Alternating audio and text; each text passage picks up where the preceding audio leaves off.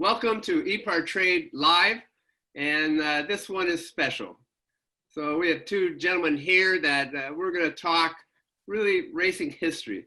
So you can't talk about the history of drag racing before you have to have a chapter on Ed Pink, and you really can't talk about USAC open wheel racing and short tracks without talking about and having a chapter with Steve Lewis and Nine Racing.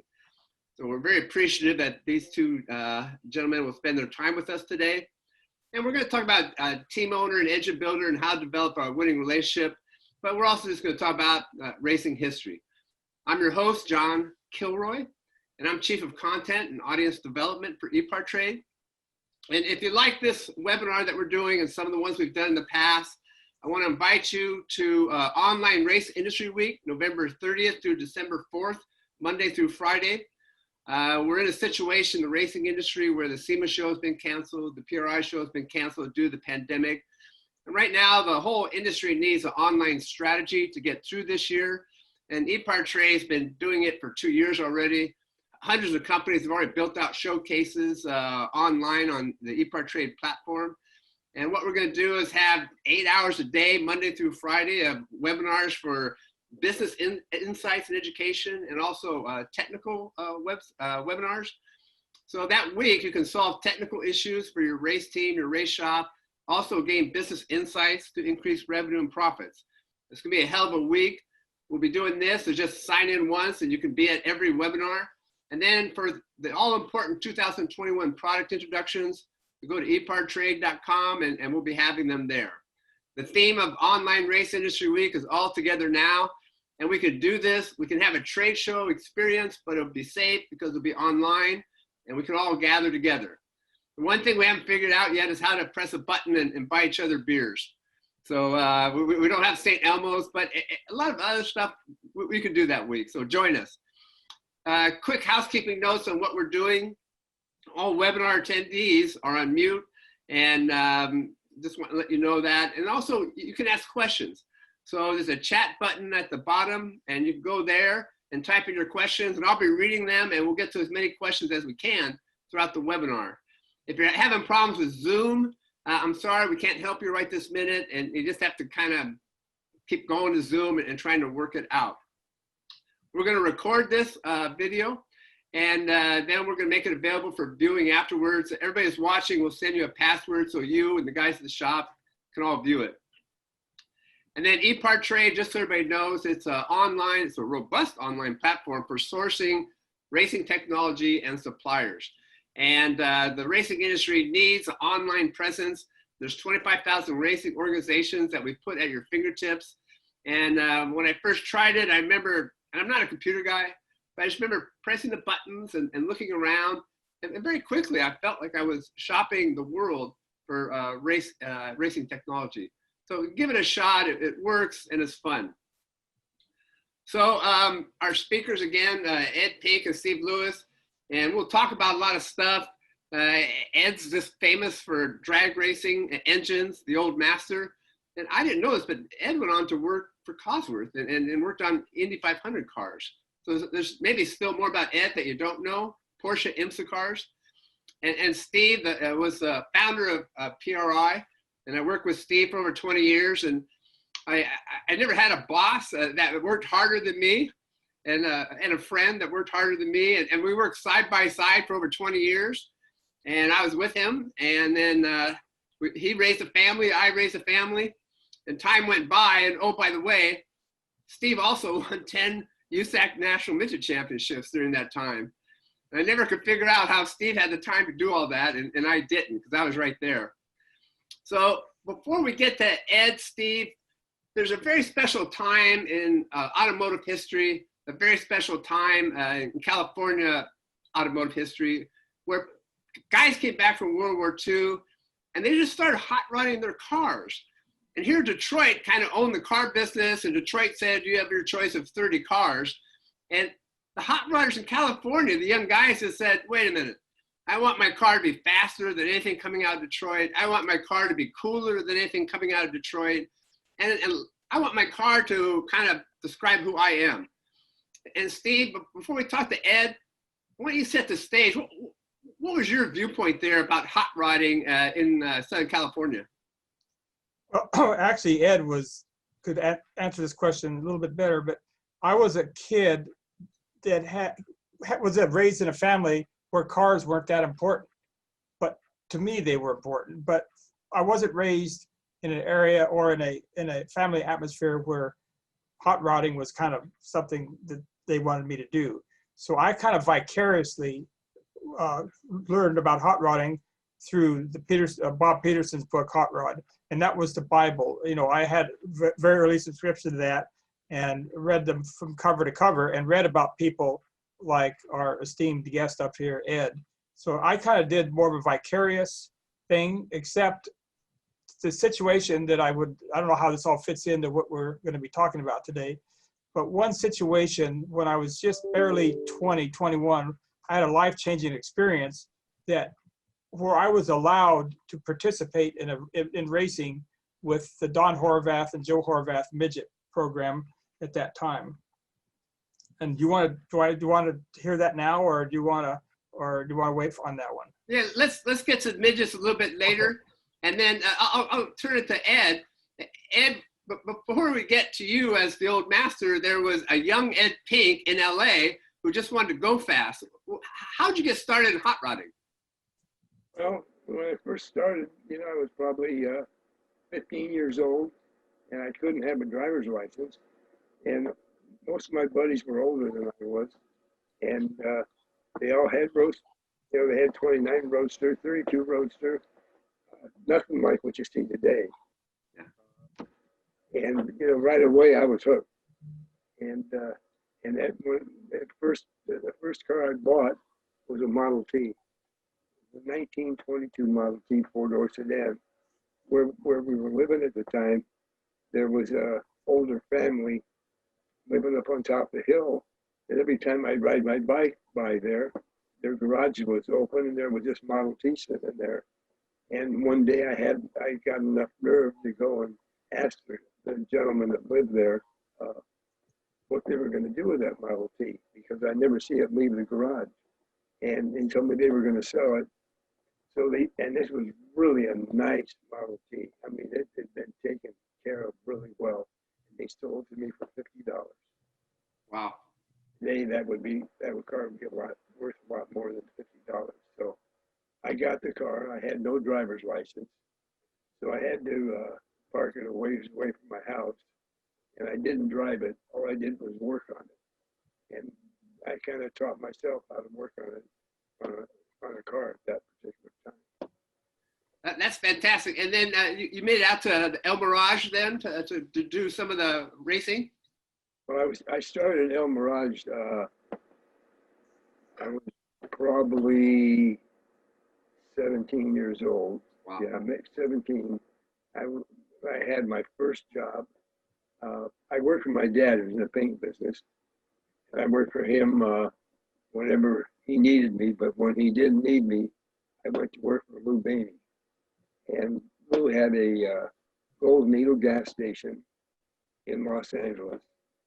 And the front was a typical gas station with the gas pumps and so forth. In the back was the toilet, men's and women's toilet.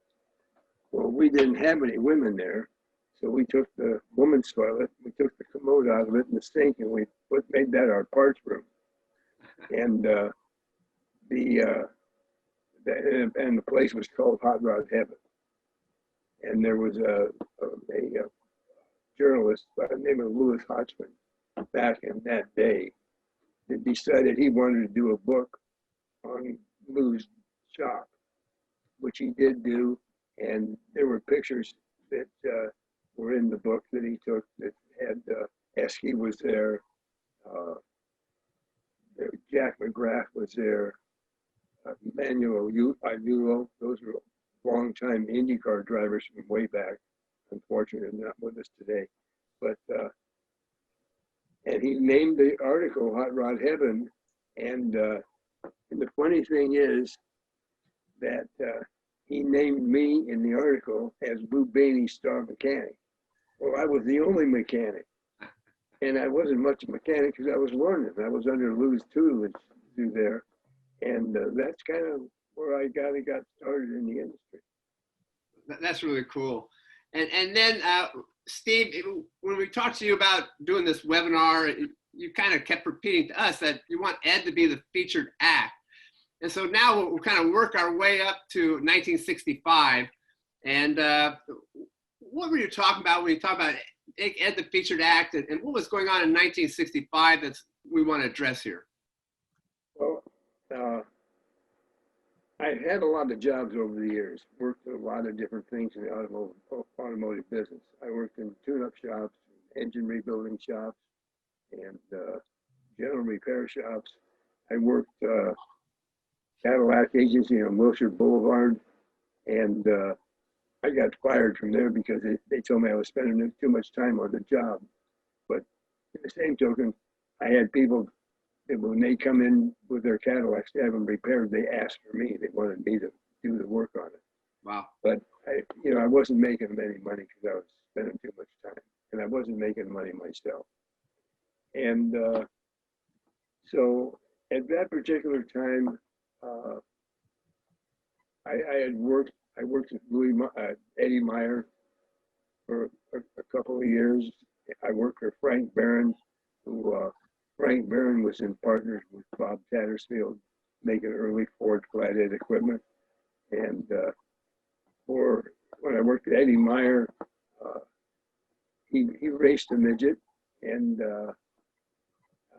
he had a regular repair business on the side. And I worked for Anson. So, I kind of got a basic knowledge of what's going on. I worked for a lot of people.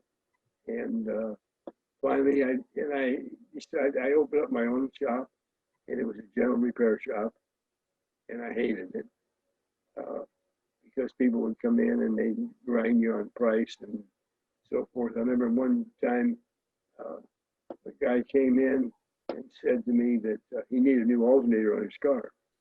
And I said, maybe I ought to check it first and make sure that it needs an alternator. He said, no, I know it needs an alternator. I said, okay. And he left.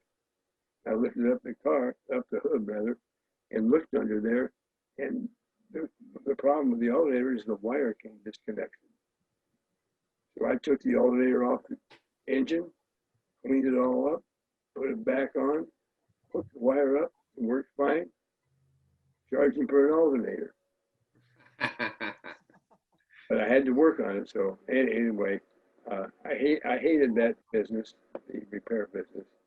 And I slowly got into the engine business. And in 1959 is when I opened up Ed Fink Racing Engines. And I had 3 customers. I had Tony Nancy, Yeah. Tommy Ivo, Wow. and John Masmanian. And I wasn't building engines for him. I was doing machine work for him. And I remember Tommy Ivo, he had a Cadillac and a big old 4-door sedan, and his mother would I was living in Los Angeles, and he's out in the valley in Burbank, and his mother would come to me with a Cadillac in the back loaded with blocks and cylinder heads and rods and that kind of stuff that they needed worked on. And I'd get the Cadillac unloaded and get the work done, and then she'd come back a week or 2 later whenever everything was done and pick it up. And Masmanian, the work we did for them, they would bring it to me, and I'd do it, they'd pick it up. Where Tony Nancy, he's a one-man band like I was, so, and he and I were really good friends, so I would go to his shop in Sherman Oaks, pick up whatever he wanted done, bring it back to my place, do it, then bring it to him. And finally, one day he said, Ed, why don't you move out to the valley? And I thought, why? He said, well, you get more business, there's more people out here that are drag racing and street racing and so forth, that you'll get more business than where you're at in LA. So I thought about it. Anyway, I decided, okay, I'm going to make the move. And so his little facility there in Sherman Oaks, they had one shop that was vacant. At that time, he had he was there with his upholstery business, and then he had Wayne Ewing there, that was a body guy that built aluminum bodies mostly for Indy cars. And then Kent Fuller was there with his chassis business. So then he had me there in the engine business. And Tony and I became very, very good friends. And I was doing a little bit of drag racing, but I wanted to get my drag racing business going better. I was trying to figure out what to do. And a friend of mine introduced me to Don Long. And Don Long was pretty well in the same boat I was. He was busy, but not really busy. He hadn't made his mark yet in drag racing, and I hadn't made my mark yet. So we decided to get together. He says, I have ideas on a drag car that I'd like to do, and I'll build the car. You furnish the engine. You race it. I don't want to be involved in the racing of it. You handle it, and we'll see what we can do. So anyway, he built the car, and we built the engine, put it in, and the first person I had drive the car, this is so long ago, some of it is a little fuzzy in my memory, but the first driver was Mike Snively, and he had never driven a top fuel car before. Wow. He drove for fellow out in Scotty's Muffler. Scotty's Muffler, right. He drove for Scotty's Muffler, and it was a gas dragster. But anyway, he came to drive the car for me. So here we got this brand new chassis and me, a brand new engine guy for drag racing, and a new driver. And we went out, and we were very, very fortunate. The thing ran like a top. Snively was right on the ball in his driving, and we won a lot of races. And that car pretty well set Don Long in the chassis business, and it pretty well made my mark in the drag racing business. And talk about Bakersfield, the March meet at Bakersfield, 1965. Yeah, that was quite a deal. I believe they had 128 entries, and what they did is they ran everybody on Saturday, and that's the car. And anyway, we ran Saturday. I forgot. I think we had 7 or 8 elimination races, and we won every race. And we got up to the last race, which was against Garland, and he beat us.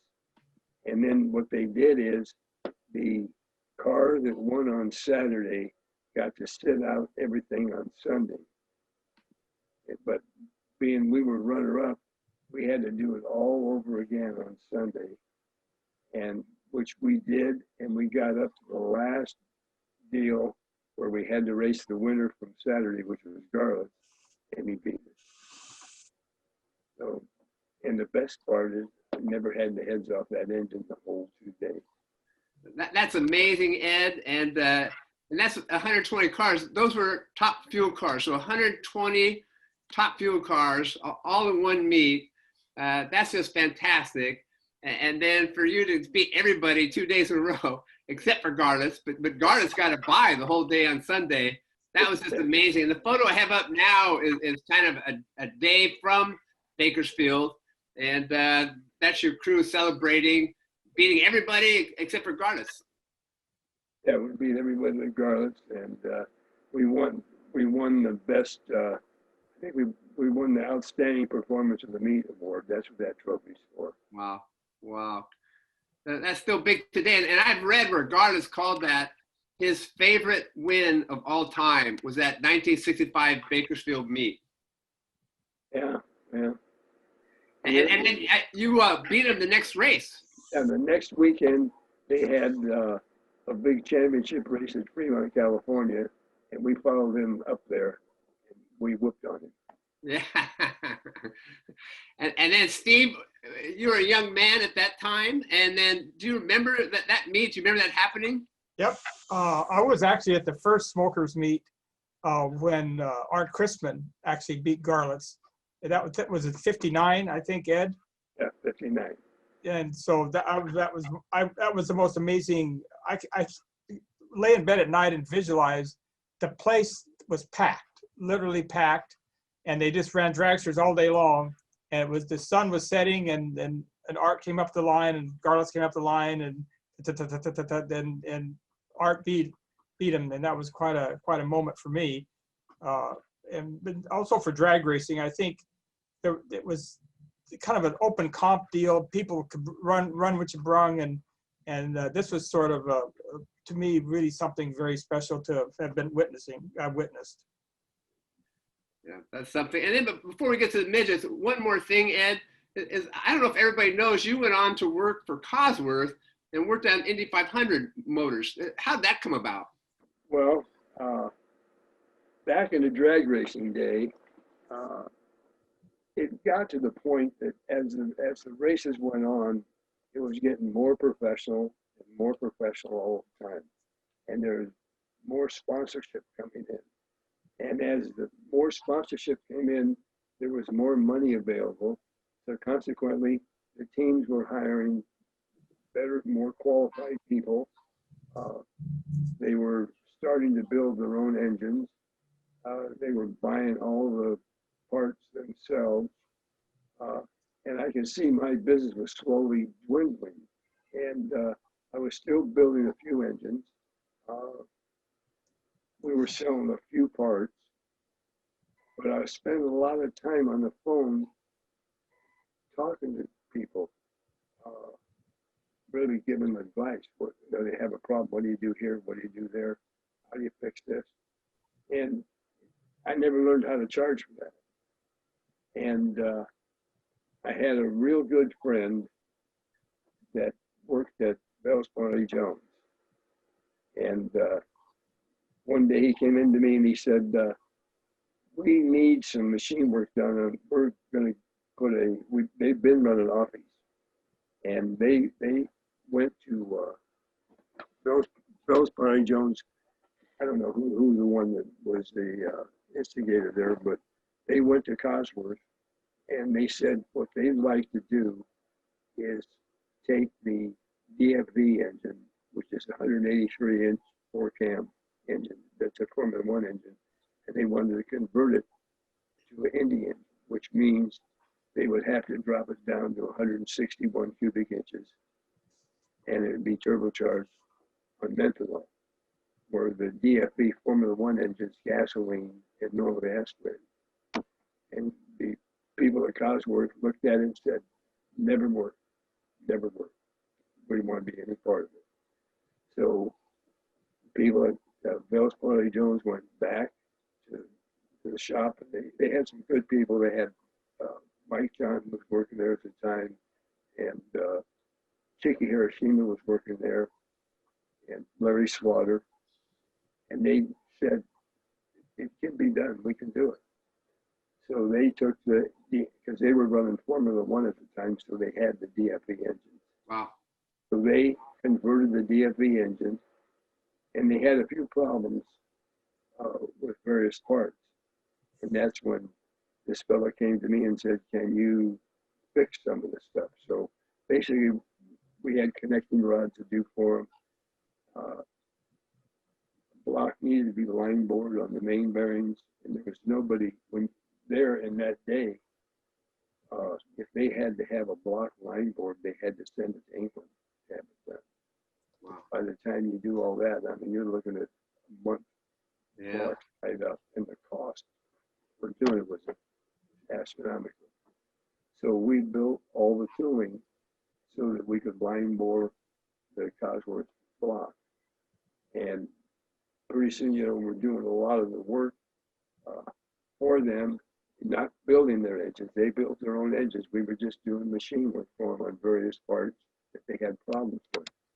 And then it got to the point where they got it all together and they won some races. And when they won these races, Cosworth said, oh, look at that. That thing does work.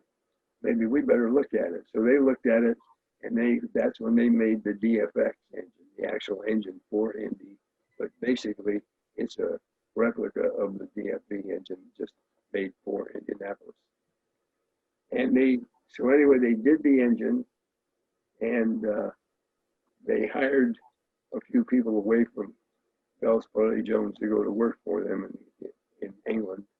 And then they opened up a facility here in California, in Torrance.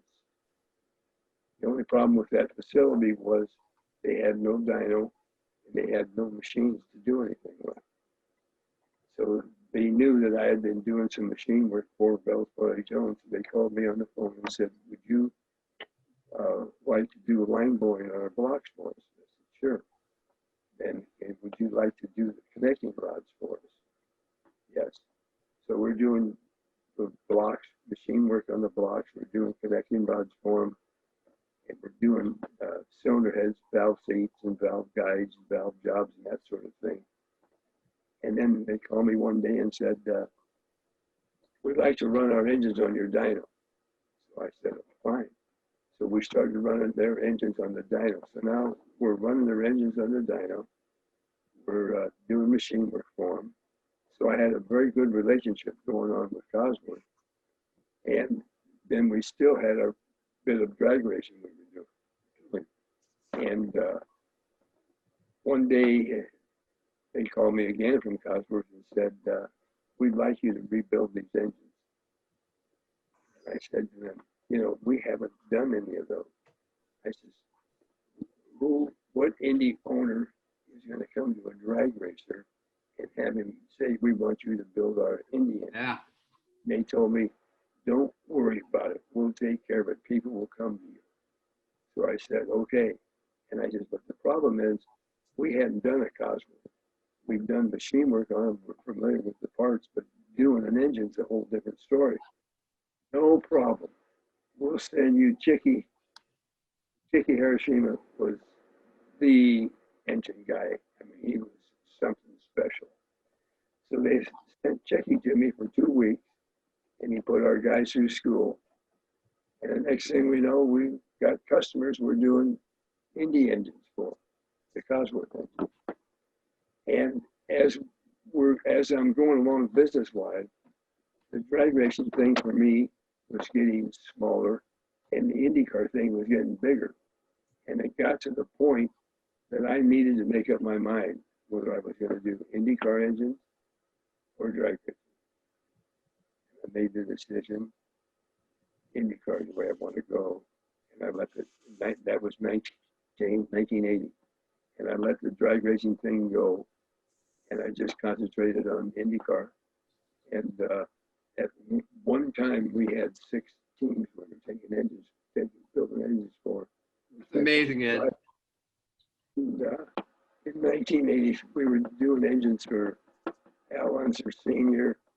We did them for Spike Gilhausen. We did them for Jose Lee Garza. We did them for Tim Richmond. A lot. I can't remember all the people we did engines for, but Tom Sneva. In fact, Sneva won Indy in 1983 with our engine. Yeah. You know, I've just been lucky. I've been at the right place at the right time, and I take care of my customers, and that's kind of the IndyCar story. That's great. And I'm going to go back to Steve Lewis. And so, Steve, I'm going to put up that picture of you and the crew kind of right early in your start in racing. So can you see that, Steve? No, we can have a contest here. Which one's me? The one that looks exactly like your son. Okay, this is an interesting photo. The man on the far left was Shim Malone. He sold cars at Vels Parnell, and he was also the starter at Ascot. And then unfortunately, he was in that awful USAC plane crash. And then the next man is Don Edmonds, and this is his first midget that he built. This is 0001.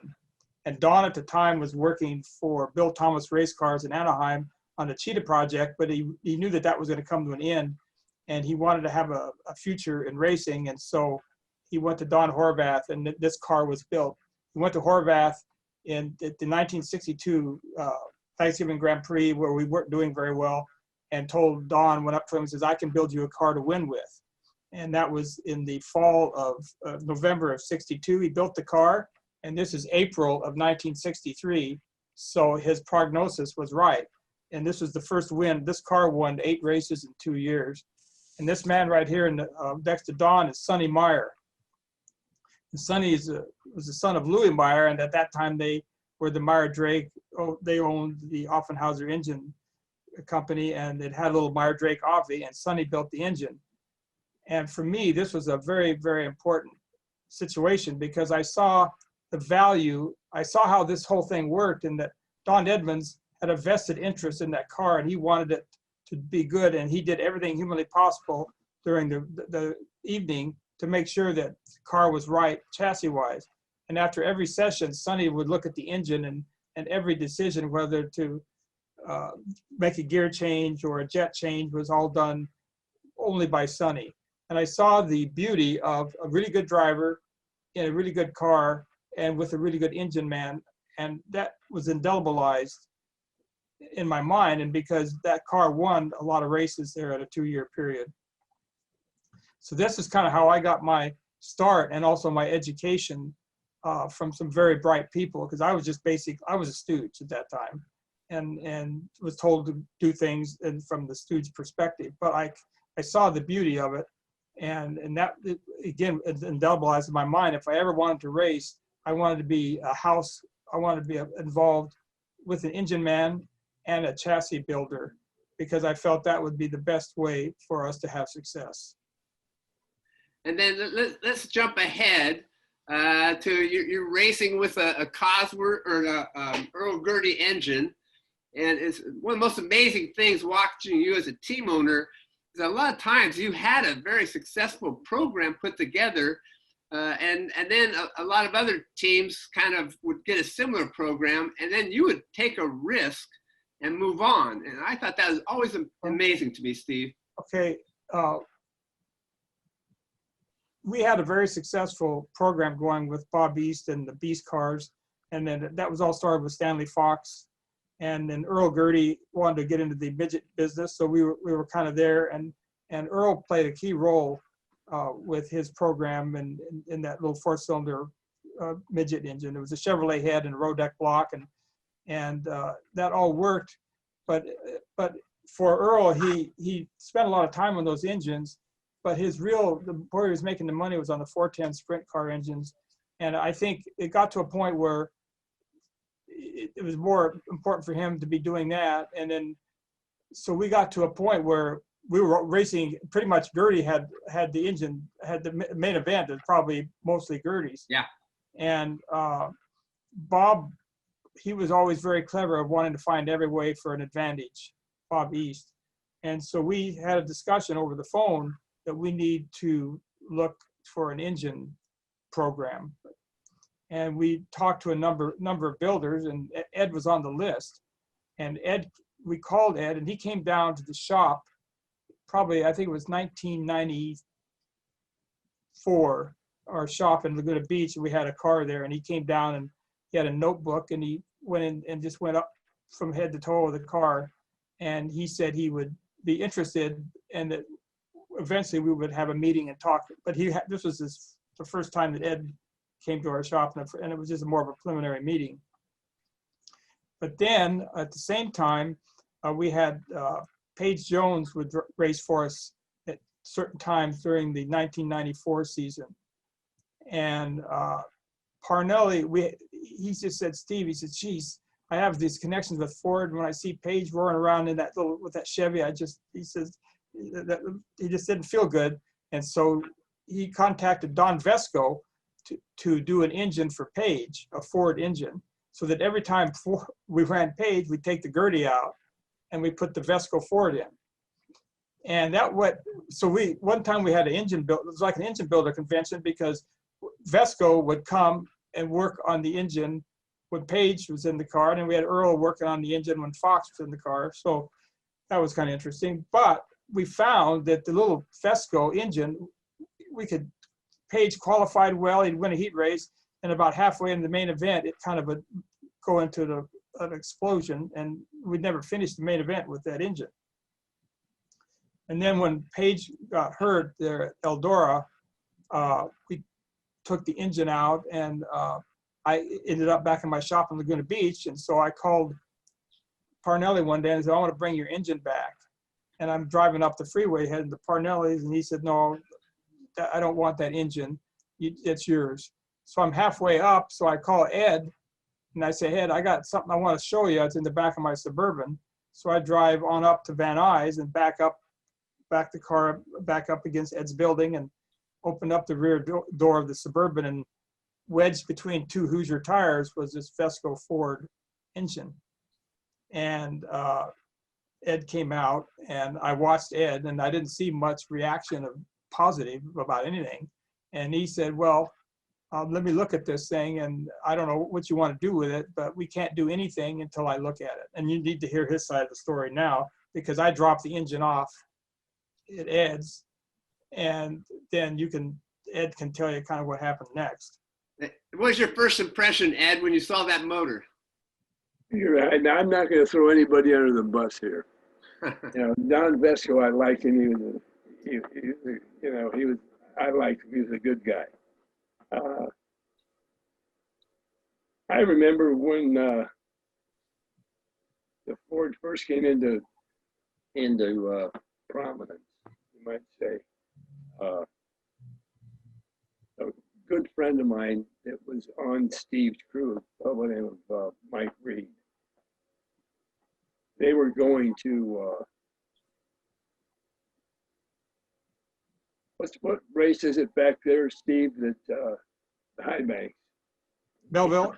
Belleville. Yeah, thank you. Anyway, they're going to Belleville, and they're going to run the Ford in Belleville. And Mike Reed got there, and he looked at the track because it's high banks all the way around. I mean, it's an engine killer. And he looked at it, and I guess he made the comment to somebody, there's no way that engine will last. And they tried to run Belleville with it, and I guess they went through every engine you had and never even got into the race, never got past practice and qualifying, and loaded up and went home. Is that true? Yes. Okay. So Mike Reed told me this story. So when Steve said that he called me and said he wanted to run a Ford, and he brought that engine up. Well, we got it all apart, and it was a Ford, but I guess the best way to say it, it wasn't the way we do it. And so Steve said to me, I'm trying to say this without banging anybody, because I like Don Vesco, and you don't gain anything by bad mouth. No, I don't think that's, No. I don't think there should be a I problem. don't want to get put in that spot, but it needed a complete different version of it done. And Steve said, "Can you do it? And will you do it?" And I said, "Yes, we can do it." Is that right, Steve? Yeah. Did that have the Yates head? No. Okay. I don't remember what had. The one good thing that I didn't know to the degree of good, but you did, because you saw right away it had that Robert Yates NASCAR head on there. No, it didn't. It didn't? No. Okay.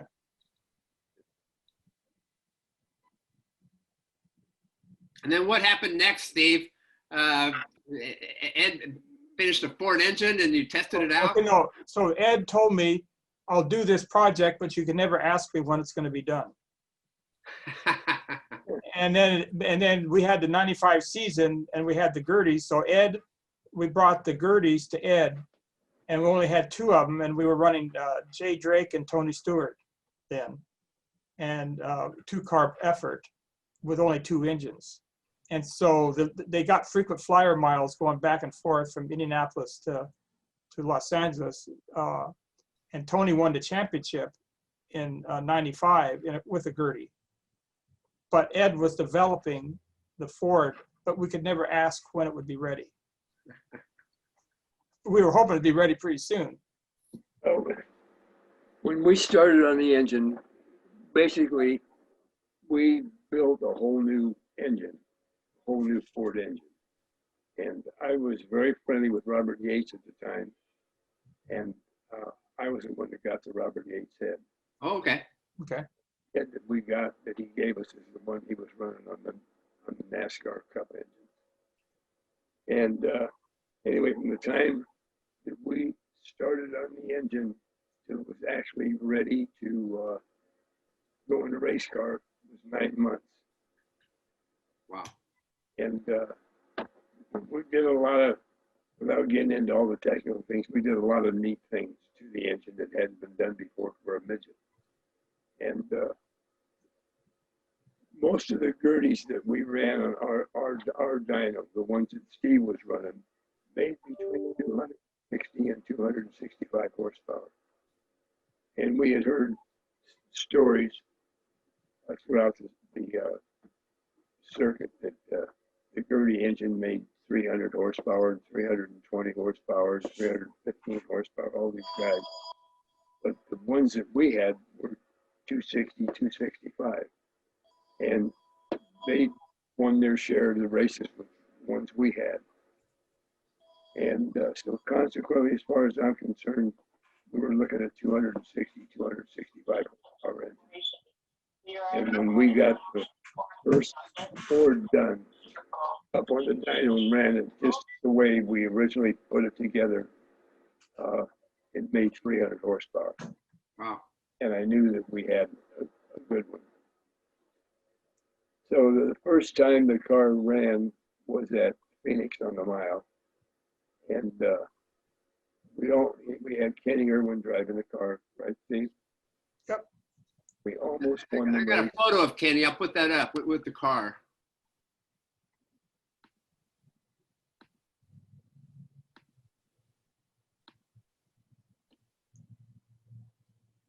That was taken right as we unloaded there on the, I usually unloaded Copper World on a Wednesday or Thursday, and Mike Arthur took this photo of Kenny with our one little Ford. We had one Ford. And Kenny almost won the race. He would have. The only problem is that coming off of going into turn 3, going by On the last lap, on the very last lap, he was leading the race. there was a slower car below him that he was right behind it, and there was a car on the side of him, and he couldn't move out of the way. Oh, God. And the other car won, and Kenny was in second. And then Steve, you told me about the dyno numbers for the Ford motor when it got developed by Ed, and you took the dyno numbers to I think the SEMA show. Is that right? No, here's what happened. It was late, like I would say October, November of '65. Ed called me. It was a week before the SEMA show. And Ed called me. He said, Steve, we have your Ford on the dyno. And he took 3 Polaroids now. This is no iPhone. We took Polaroids then. Yeah. And he hand wrote my address on the envelope and sent the 3.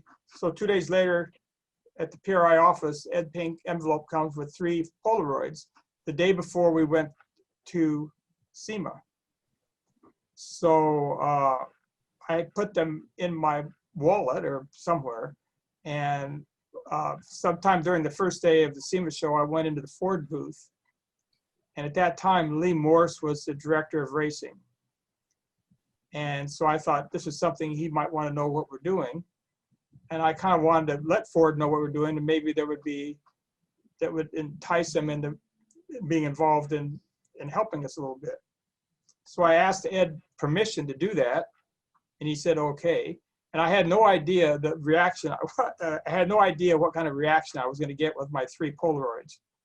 So I went in to the booth and I asked somebody that had a Ford shirt on. I said, I said, I have something I want to show you, and I would like to talk to Lee Morse about it. So I pulled out these 3 Polaroids, and the guy looked at them, and he grabbed them. He says, I'll be right back. So my Polaroids leave. And I'm standing there in the Ford booth, and then pretty soon, Lee Morse came from wherever he was. They had a little mezzanine office upstairs, and he said, we would like to have a meeting right now and talk to you about this. So now he's got my Polaroids. So we go up, and there was a guy named Hank Dershon, another Ford man, Lee Hampkins, Lee Morse, and a couple other guys. And they said, tell us about what this is. And so I explained that Ed Pink developed this motor, and it's got a Robert Yates head, and we're going to run it in a midget, and hopefully in the 1966 season or 65 season. And the irony of it is that Lee Morse said, well, I just wrote a memo to all my directors and managers that we need to get Ford prominence in grassroots racing. And I walk in with Polaroids of this 4-cylinder midget engine. So in that meeting, they wanted to talk to Ed. And so, isn't that right, Ed? We called right from that meeting, we called Ed. And Ed told them what we were doing. And so we kind of consummated a deal where they provided some help. And that's kind of the beginning of that. Well, it's an awesome story. It's fun, as somebody wrote in the chat questions, that this is priceless to be able to go behind the curtains. And then we can't talk to you for hours, so we're going to run out of time. Ed, I want to ask you, you've worked with so many team owners over the years, and the team owners want everything and they want it yesterday. And you have a wonderful way of being very frank with them. What kind of philosophy have you developed in terms of communicating with team owners? Ed? Well, the biggest thing is that I found, at least my philosophy in doing business, is that the engine business is a very unique business because you get to know your customers really well. And it's very important to know them well because you get to learn about them. You learn what makes them happy and what makes them unhappy, and what they expect out of you and how they expect it and so forth. And it makes life a lot easier for me. And throughout the years in all the forms of racing that I've been involved with the drag racing and the midgets and the Silver Crown, the sprint cars and the Indy cars and the off-road racing and sports car with the Porsches, that was the philosophy I had. And so I have a lot of good friends today from the racing over the years. And I always let them know kind of what's going on.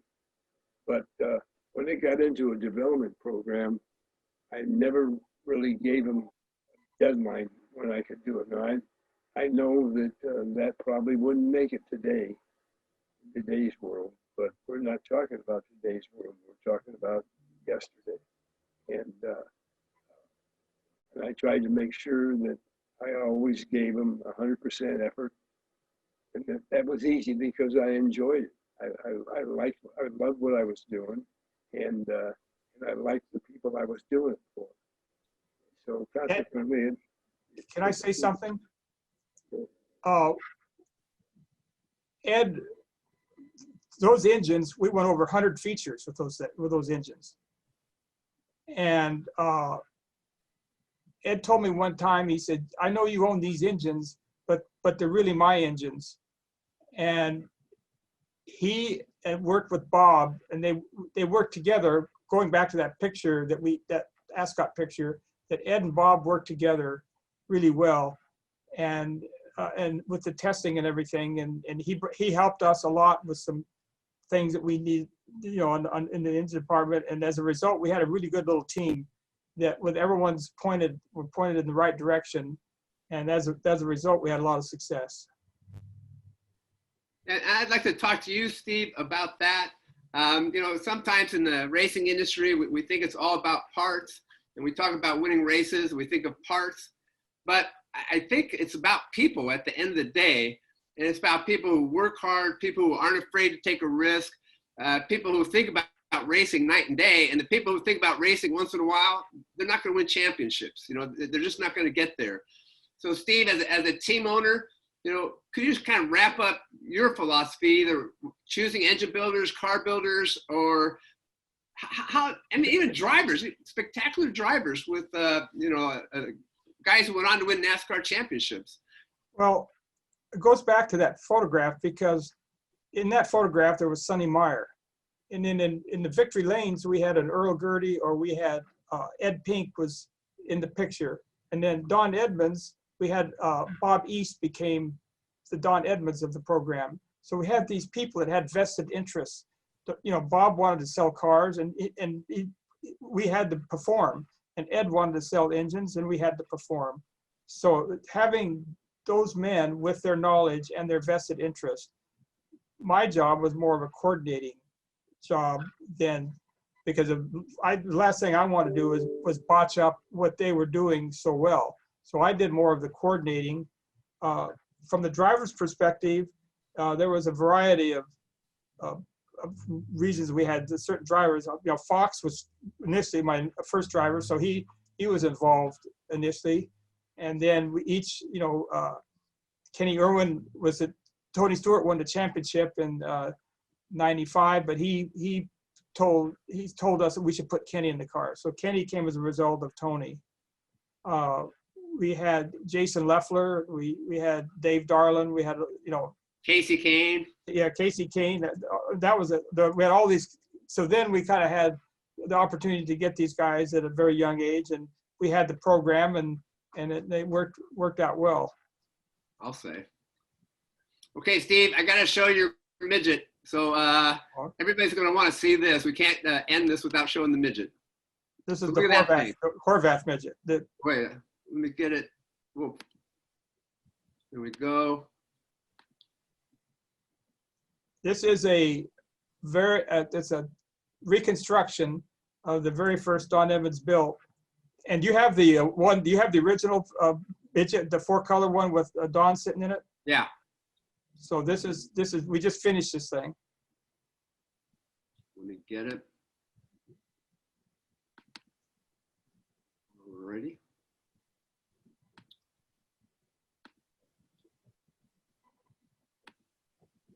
The zoom. Hold on. Really shut us off. Now that's the original car, and everything's exactly the same. I mean, you like to put the restored car or the reconstructed car next to this car, and you couldn't. I don't think you can tell which one's which. That's a beautiful car. Okay, and then Steve, I just kind of want to open the door to another subject. You're a genius when it comes to trade shows and trade media, and we're offering online race industry week at EPARTRADE is, and not to replace in-person trade shows at all, but just to give everybody an opportunity to gather together online where it's safe in this year of the pandemic. And then you've seen EPARTRADE function as a platform for sourcing technology. Do you have any thoughts to share about what we're doing? I do. Right now, I'm kind of glad I'm not in the trade show business, because it's really hard, because all these cities, you can't have a convention where you're bringing people in. Social distancing doesn't work at a trade show. So I think what you and Francisque and Judy and everyone that's worked so hard, I think you're giving the industry an alternative, a viable alternative to continue the messaging they want to their customers, because it's actually, it's an efficient way for a manufacturer or a distributor of racing products to get access to his primary customer base. And I think what you and Francisque are doing right now is going to let them continue on. And obviously, the trade show is the better place to be at that moment. But I think your platform is going to give the racing manufacturers and the racing industry, as well the buyers. I mean, you know, there's a lot of engine builders that still need parts and they have questions or need technical information. And EPARTRADE does provide that opportunity efficiently, very efficiently, for them to get the information they need, not only here in the United States, but worldwide. And I was blessed to have the opportunity to, when Michael was racing in Europe, to see some of the teams over there and how they operate. And there's the racing over there, there's still a lot of opportunity, and they're always searching for something. How can we make this thing better? And that EPARTRADE platform for the European, the Asian markets, Australia, it provides the ability for them with their keyboard to get direct access to the racing parts that they need. So I think right now you can provide a very good service for the industry. Well, thanks so much, Steve. That means a lot coming from you, and you were a mentor for 20 years or more. We learned a lot from you, and you know, what we learned is figure out first what's right for the racing industry, and everything else will follow. So that's the path we're on. Thank you. That makes us feel good. And then I'll kind of close it out. We're running out of time, but we have a question. We have a couple questions here. I'm sorry we didn't get to them, but let me see. This one's for you, Ed. So many years of racing history and building great motors. Do you have a special one that stands out in your memory, Ed? And what motor or build would that be? One that wins. The what? The one that wins. Yeah. That's my favorite engine. That's how you got to where you are. Ed, can we go 1 minute over, or does Zoom? Steve, there's no rules here. Okay, Ed, what was something very special that would happen on Monday morning after a race feature win? What happened up in Van Nuys? Yeah, well, that's the problem. This show isn't long enough because there's so much stuff you and I can talk about that people would get a kick out of hearing. The big thing is that every time we won a midget race, with Steve's car won a midget race, on Monday, we would get this huge box in, and it would be full of chips. And there was a Mexican El Toro Bravo. food company out near Laguna Beach where he lives that made these wonderful chips. And he would send us all chips. I mean, I had 15, 16 people working for me. And salsa. And there'd be a bag of chips with salsa and a bag of chips for everybody that worked for me. We called them victory chips. Victory chips. And that was a big deal.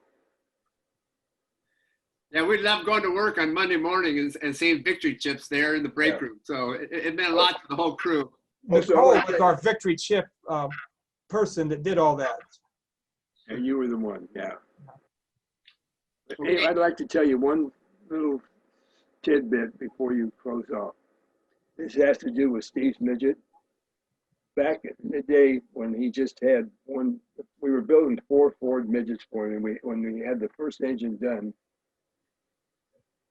he had other drivers in it. And when Tony Stewart would just drive occasionally at this particular moment in his career for us, and he would get the Gertie. And one race, he got the Ford. And I remember after he drove the Ford, he got out of the car and he told Steve and Bob East, "You guys have been screwing me." But also, didn't Tony, we had a test session with Tony, and he also gave you very good feedback on how that thing, would pull off. Absolutely, absolutely. Because this is back in the day where there's no telemetry. Yeah. You word of mouth. Yeah. And you ask the driver when he comes in, what's going on, and that's back in the day when the better driver could tell you more information and more accurate information. I mean, I got stories that I can tell you about IndyCar stuff that you'd fall on the ground laughing, stuff that went on. And all the time. I could talk to you both for hours and hours, and I think all of our listeners from around the world, so this thing's opened up, and we have people from around the world here in the audience. So we're getting to the hour mark, and I just want to thank you both. I love hearing these stories, and it's a lot more than bench racing. I mean, it's how history got made, and how people like yourselves were faced with kind of an unknown world, and how do I take the next step, and how do I take a risk, and maybe it'll pay off. And we have this fabulous racing industry because of people like you, Ed, and people that you mentioned earlier. And then also Steve really brought the racing industry all together, all different segments of it all at once to the PRI show. And so it's great to have you here. This was great fun. And we just kind of wrap it up in an hour, so we're just going to have to sign off. So thank you, Ed, and thank you, Steve. Also, John, you're a great moderator. You put this thing together, and Francisque and Judy have worked also hard on this, and it's been a fun part to be a part of your deal.